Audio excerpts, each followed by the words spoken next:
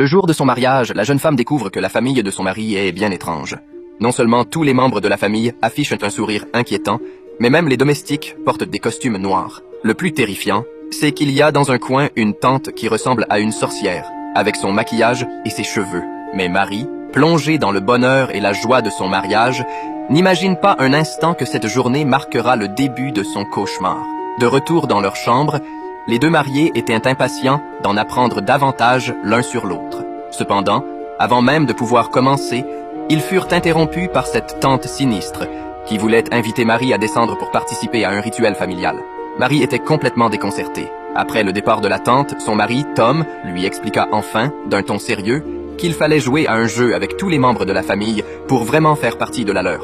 Ce jeu devait avoir lieu à minuit, le soir de leur mariage. C'était une tradition dans leur famille et, selon eux, ce jeu était même plus important que le mariage lui-même.